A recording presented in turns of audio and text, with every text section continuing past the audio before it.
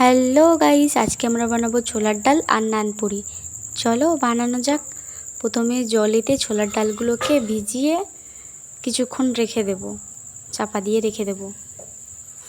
এবারে 1 ঘন্টা কি 1.5 ঘন্টা পর এসে দেখবো যে ভালো করে ফুলে গেছে। এবার এগুলোকে সিদ্ধ করে নেব। তো একটা প্রেসার কুকারের মধ্যে সিদ্ধ করতে বসিয়ে দিচ্ছি। দেখুন সিদ্ধ হয়ে গিয়েছে আর কতটা ফুলে গিয়েছে, সিদ্ধ হয়ে গিয়েছে।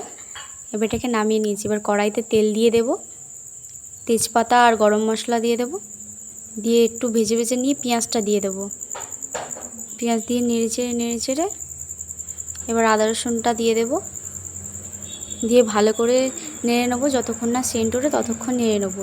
এবার সেন্ট উঠে গেলে হলুদ, গুঁড়ো লঙ্কা দিয়ে ভালো করে নেড়ে নিয়ে আর একটু জল দিয়ে কষিয়ে নেবো। দিয়ে টমেটো দিয়ে দেব আর কাঁচা লঙ্কা দিয়ে দেব।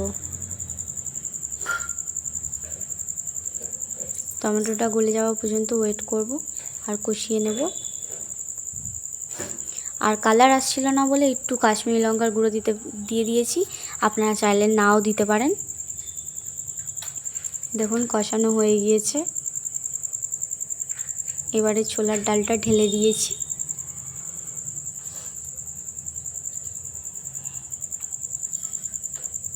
স্বাদ মতো নুন দিয়ে দেব, ভালো করে নেড়ে নেব। ফুটে যাওয়া পর্যন্ত ওয়েট করব।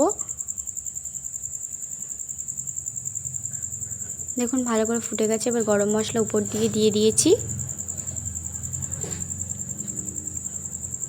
আর একটু ফুটে গেলেই নামিয়ে নেব। চাপা দিয়ে দিয়েছি, ফুটে গিয়েছে। এবার নামিয়ে নেব।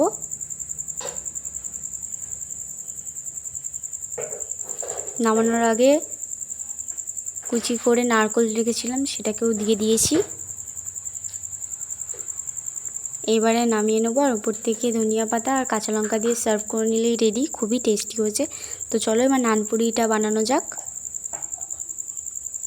এবারে ময়দা নিয়ে নেব, নিয়ে নুন, চিনি আর ইস্টের গুঁড়ো দিয়ে দেবো আর গুঁড়ো দুধ দিয়ে দেব, দিয়ে ভালো করে মিশিয়ে নেব। এবারে ভালো করে মিশানো হয়ে গেলে অল্প অল্প করে উষ্ণ গরম জল দিয়ে মেখে নেব।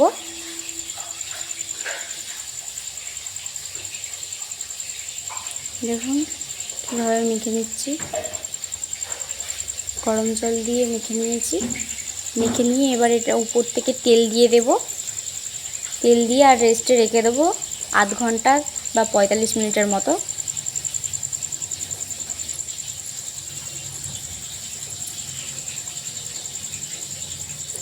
এরকম রেস্টে রেখে দিয়েছি। একটু গরম জায়গায় রাখবেন, তাহলে তাড়াতাড়ি ফুলে যাবে। এই দেখুন কতটা ফুলেছে। এবার এটাকে আরেকবার মেখে নেব ভালো করে।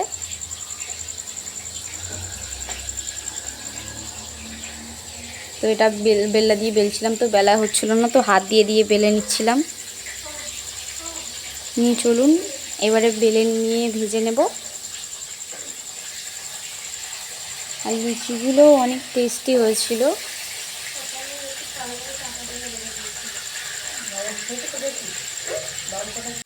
সবগুলোই একইভাবে ভেজে নেব।